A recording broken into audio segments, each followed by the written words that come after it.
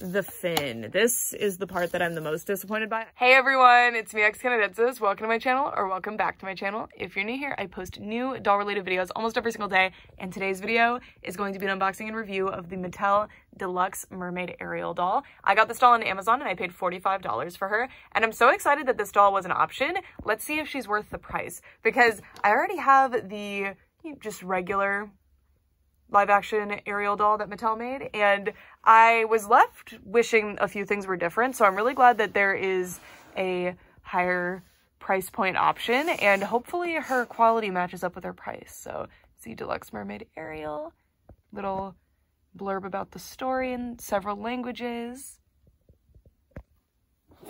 And yeah, and then this is the bottom in case that barcode works anywhere, but I do think that this doll is online exclusive, but I'm not sure. Anyway, let's get her out of the box. Our Deluxe Mermaid Ariel doll is now out of the packaging, and this is what she's looking like. I have placed her on a stand for my personal collection because she comes with a really, really cool stand, but it would get in the way for this review, so we'll put her on it later. But you can see it back there. It's a fully brand new sculpt, and it's really, really cool, so I'm really excited about that. And without further ado, let's get started on the actual review, and then after the review portion, we will do a quick comparison to some other Mermaid Ariel dolls. To start off this review, let's take a look at her face, and it's really, really pretty. Somehow her head looks smaller and her eyes look smaller than the regular Mermaid Ariel doll. You can see that there's a slight difference. I'm not sure what it is. I think possibly it's a country make variation, but yeah, this is the like regular standard Ariel doll. Very interesting. And the biggest difference here actually is that she has rooted eyelashes, so you can see that she has three-dimensional eyelashes. They're curled upward. The eyelashes are actually brown, which I think was a super interesting choice, and it really pays off because I think it matches well with the delicate colors of the eyes, because it's not like a true jet black for the eyeliner. So yeah, I think the eyelashes look really, really beautiful. Unfortunately though, her face paint is actually still quite pixelated, so it's a low resolution print. I'm actually really surprised by this on the collector doll, because Mattel has done dolls recently, such as all of Monster High, that don't have pixelated faces, so I know it's possible. So I wonder why they chose to do it for this doll, especially considering that this is the deluxe doll. It's a really big shame. I don't know why they did that. And then let's take a look at her hair. So she has saran hair, thank goodness. So this hair is the saran hair, and then she also has her locks, which are really, really nice, and I love them. The hair is basically identical to the standard Mattel Ariel doll, but the difference is that this one comes with a bunch of charms in the hair, or beads, and then there's like little charms and a crown. I am really surprised and excited that they did this for this doll. I'm wondering if she will appear in the movie with all of these details, because I find it surprising that this doll has these details, but the 17-inch limited edition Disney Store doll doesn't. And I'll show her to you at the end of this video as well as part of the comparison, because I really, really wish she had had something like this. These are really, really cool. So on this side, we have a seashell one. Two seashell ones, actually. And then a little bead cuff. So there's only 3 on that side. And then, well, I guess there's 3 on both sides. There's 2 bead cuffs on this one little bundle here. And then here we have a really interesting one. Look at the little swirl going around. So it's like a wire wrap, I think. And then there is a cowrie shell hanging down. Just really, really cool. I wish that she had come with more of those, but honestly, because of the way that they've positioned them, they actually look quite dense, which I like. And then that piece of hair was stuck in there. I love it. It's beautiful. And they're done in a slightly metallic gold paint.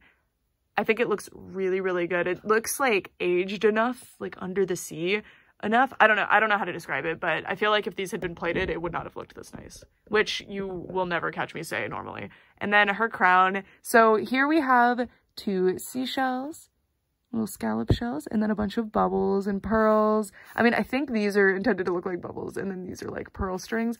I'm not sure. And then there's a star here, and all sorts of stuff going on over here. The crown is awesome. It would have been nice to have more painted detail, like how this cowrie shell is painted, even just the white painted details, or like a pearly white for the scallops and the pearls, but I guess it's fine. It's not bothering me too much, but when I look at it too closely, I'm like, oh yeah, there's pearls on that. Why are they gold? But anyway, not that pearls can't come in gold, but you know, not really that color of gold. All right, so moving on, let's look over the articulation for this doll because she is actually pretty articulated, which is exciting. So she has shoulder articulation, so she can spin all the way around and open up almost to a 90 degree that way. And oh, interesting, not a 90 degree that way. Normally this would hit 90 degree as a standard. And then we've got about a 90 degree here, all the way around. A little bit more obtuse when you get over here because of the way this joint is carved. And then she has movable wrists, but for some reason they didn't make the hand like come out a little bit more. So she can bend that way just fine, but the sculpting of like the, whatever this would be called anatomically, I don't know, the attachment of the thumb to the hand is blocking her from moving more inward, which is a very interesting predicament there because Mattel's pretty used to sculpting articulated wrists by now. And then if we take the tail down a little bit, I do think this is a new body. I don't recognize it, but I'm not 100% sure. Well, there you go, 2022 Mattel, so it is. It's probably for the new Disney Princess lineup, but maybe it is just for this movie, I don't know. She can sit at a 90 degree angle, thank goodness. I'm gonna take the tail all the way off, actually. Ah, she has this problem. I hate this. It's something to do with the thing that they inject the plastic into to make the sculpt here. But look how this part's shiny and this part's matte. It really irks me.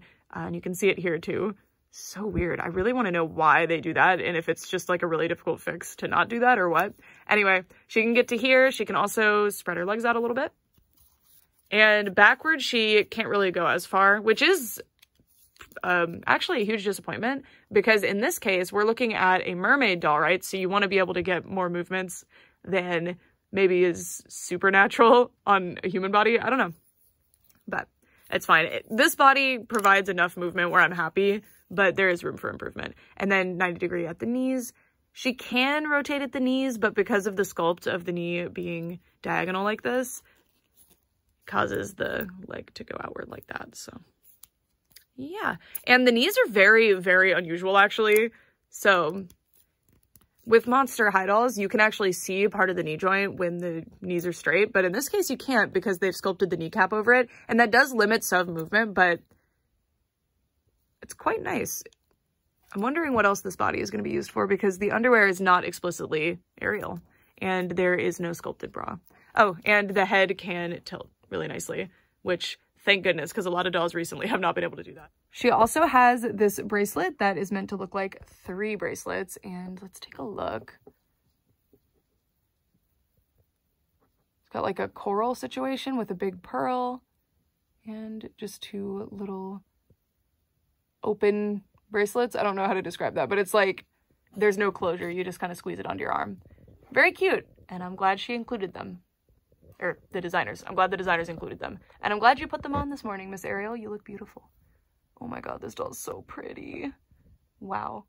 I've put her tail back on, so let's take a look at her outfit. So her top is quite simple, but I think the execution of it is nice. I think it looks really good. So it's just a printed fabric with little sparkle dots applied over it. I think that this is really effective because you see how they've printed the scales on there? I hate when scale patterns are printed like that with no 3-dimensional or like textural aspect to them. I think it looks really ugly and really obvious and fake. So adding these little dots really sets it apart, and I really appreciate that. And then they've also, this used to just be like a pretty shapeless top, and they've added this little stitch here to kind of bundle it in a little bit to make it a sweetheart neckline. I think that looks really, really good too, to have the little pucker there. It's a small thing, but it really, really makes a difference. And then she has some tulle, I think, here. Some netted fabric. Very simple, but I like it. And it is even, by the way, it's just folded here.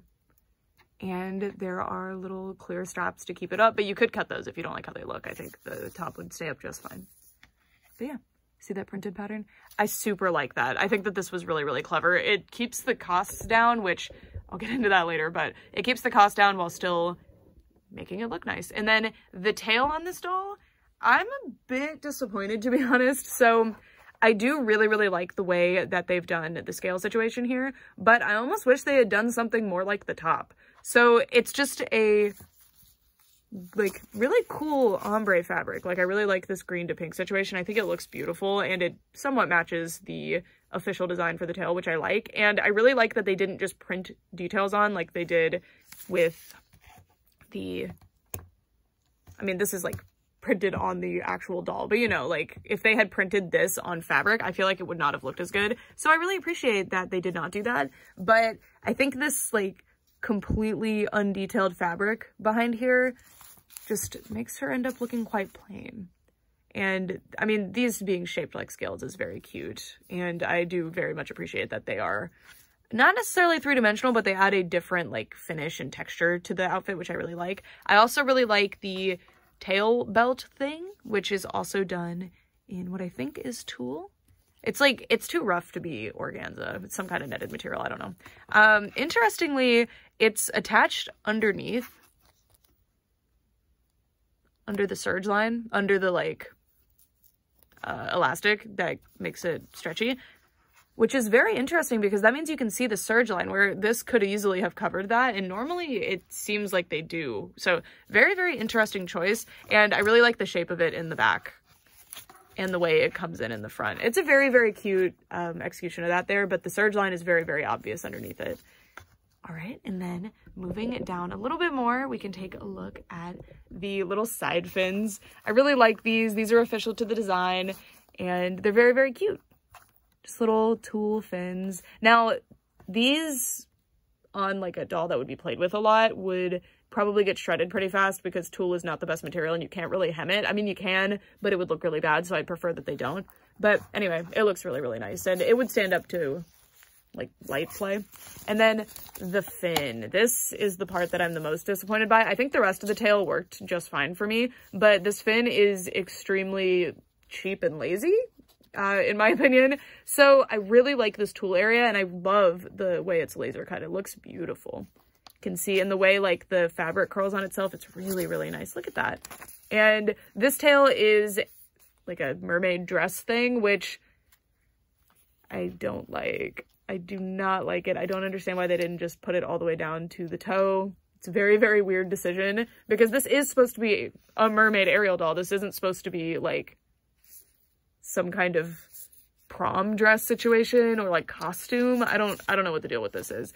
And then this is the part that I dislike the most. So the rest is fine because you can't really see it.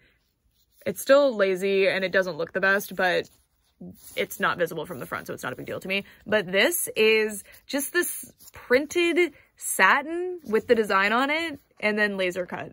So very little effort, and it would be one thing if they just had this, but I wish that there were more layers of fabric around it to help hide it, I guess, or something, because the fact that there's no three-dimensional anything on this, and there's only one other three-dimensional element to the fin is extremely disappointing, because the most fun part of a mermaid is the fin. You can play around with the fin a lot, and it seems like they did when they designed Ariel's like live-action look. So I'm really sad that they left that pretty plain. You can see on the plastic tail, which is generally I prefer plastic tails for this reason, they had so much more fun with this, and it's still relatively undetailed, but I think this area here, the like, so I'm using the tool to point, this area here with the like clear plastic with the glitter in it is so pretty, and then this printed area up top is, I mean, it looks really, really good to me, but this is just pretty lazy. It's not my favorite. It is not my favorite, but if this doll had been like a different price, I don't think that would have bothered me. So now I want to take a minute to compare this tail to my three other, so now I have four, my three other mermaid Ariel dolls. So for starters, I'm going to compare it to the Disney Store tail. So the Disney Store tail was actually really impressive to me quality wise. So this comes with the Ariel singing doll, who I believe retailed for like $35. So pretty close to the price point of this one actually.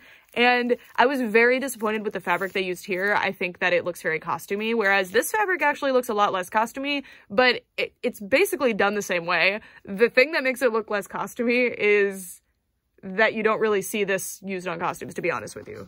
So, I mean, it still is pretty costumey looking, which I guess is fine.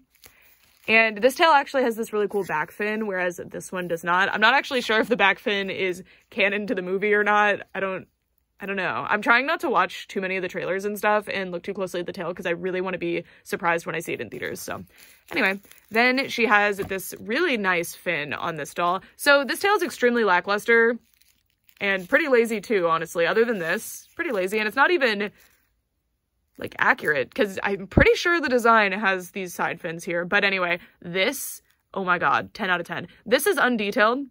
It's honestly pretty lazy to do it this way, but it looks so much better than this. And if they had done like this, look at this. So something like this behind this, just, I don't know. I'm thinking out loud, like something like that would have just added so much. And it's a shame that this doll doesn't have anything super flowy and fun like this, because this fabric is so magnificent. It's beautiful. So this tail is probably my least favorite overall, but the fin is my favorite of the fabric. Well, my favorite of the affordably priced fabric tails, if you can call it that. I don't know.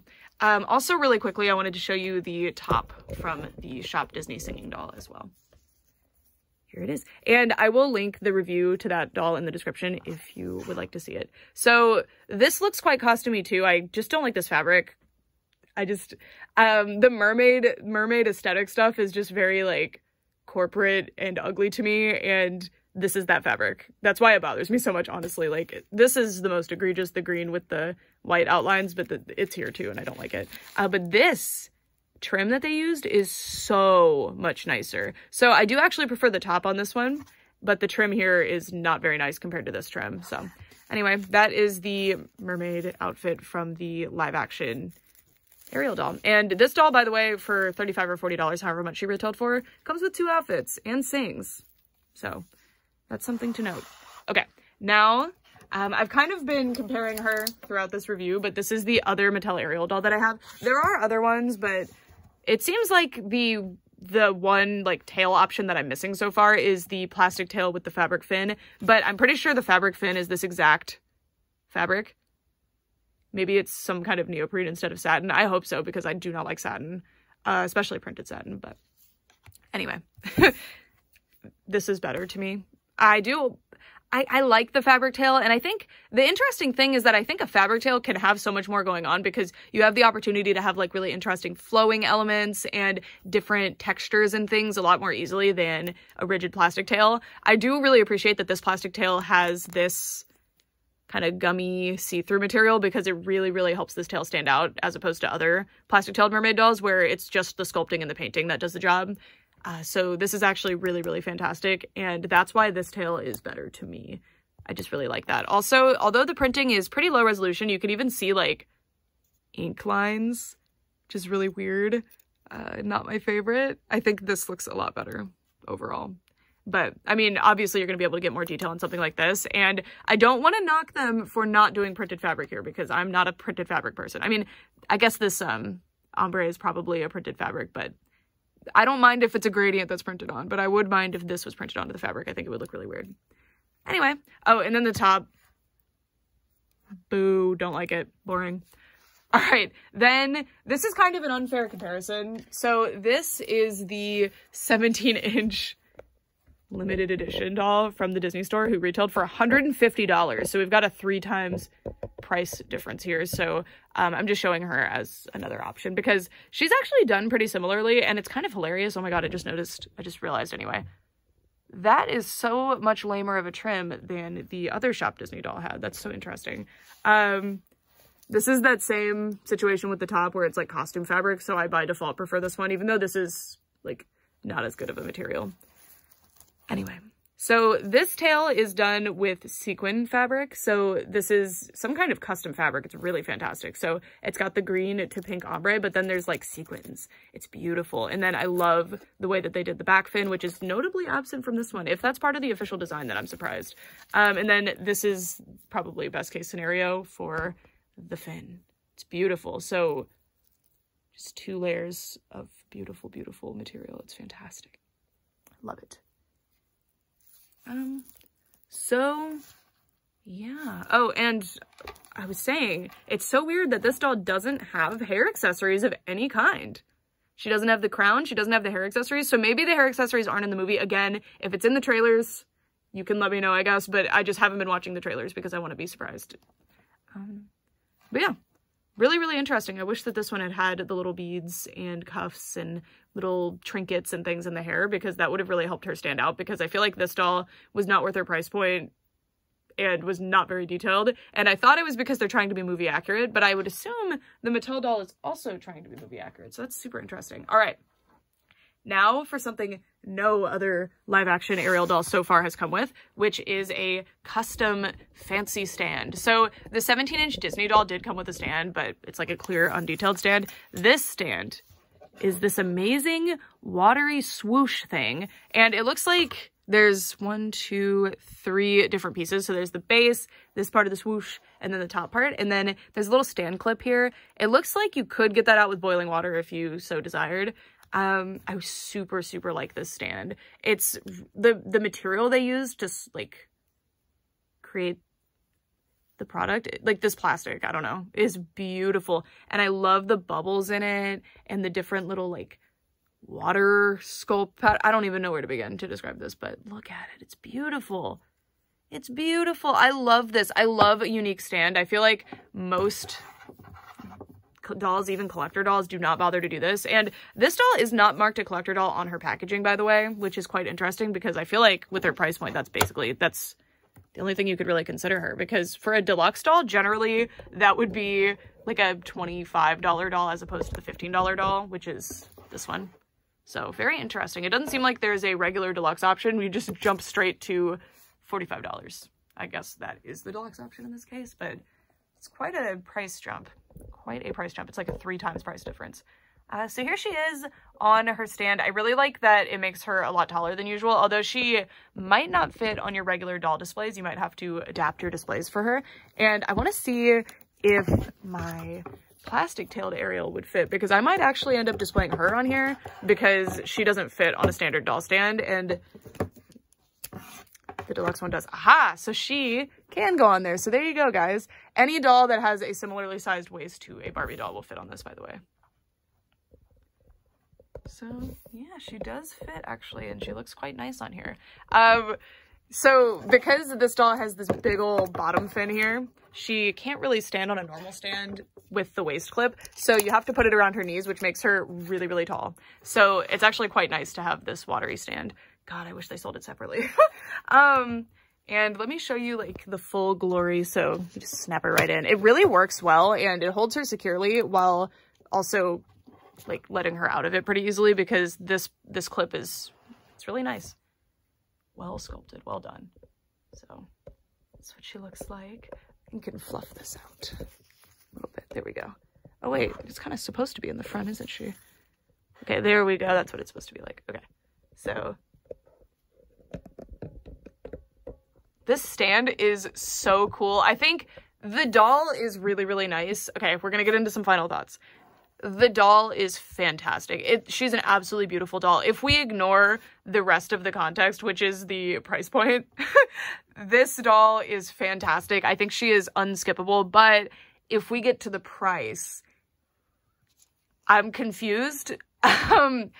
So I've been collecting dolls for 10 years, and I understand that the cost of production has changed substantially, and I respect that, and I understand it, and I can give grace where I think it's due. But, a big but here, I do not see where the 3 times price markup from this doll to this doll went. This doll has articulation, but it's pretty average articulation that you can find on a $20 Barbie doll. Her hair is the same quality as the $15 doll. She does have extra hair accessories. Her outfit, as fabric doll clothing, is nothing special. There's so many other mermaid dolls that have fabric outfits that are just this nice, if not nicer.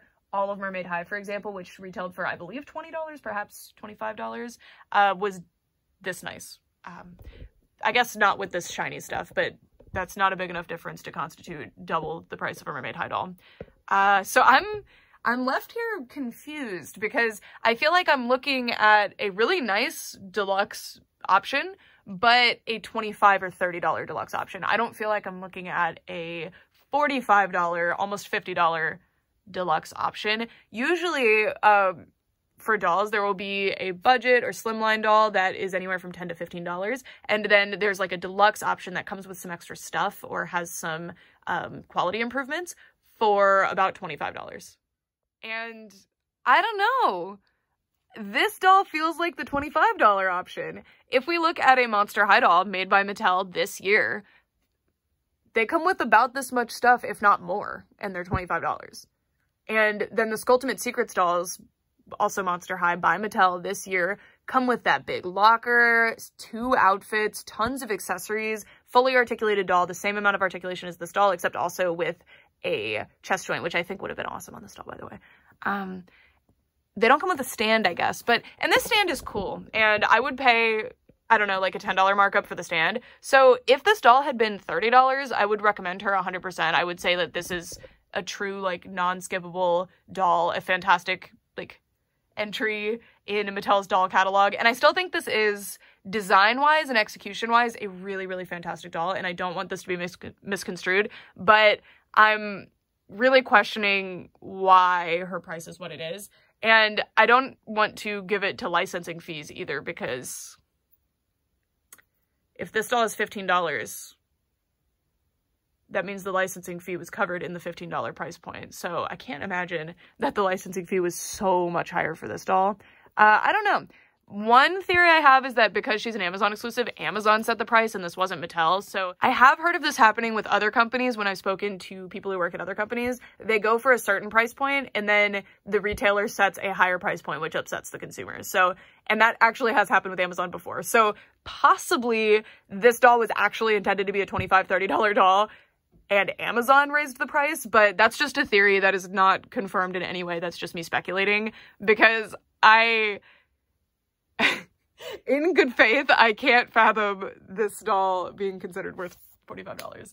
And I'm very sad to say that. I will say that this is your best option for a Mattel live action Ariel doll as of right now. She's fantastic. She's absolutely beautiful. All of her detailing is really, really nice. I think she is a really, really fantastic doll. The issues that I have with her are my own issues that probably won't bother most people. I think the low resolution paint might be a deal breaker, but it's high enough resolution on both options that it's not obvious. And honestly, and maybe I'm just becoming complacent to this, but I kind of like the texture of the paint.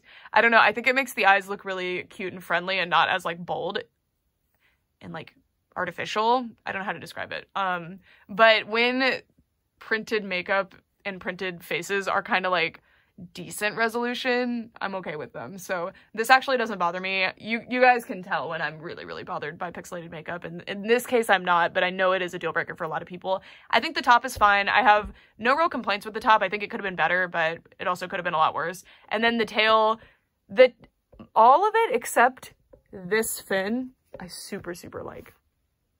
See, it's so weird. What if they had done the printed part just like this? Like the printed satin was this piece, bam, and then this stuff and this was behind it to look more like this. I think that would have been perfect. Or maybe keep this, add printed this, and then put like big fancy fins like this behind it. 2 layers. 2 layers. We can do it. We can justify that cost.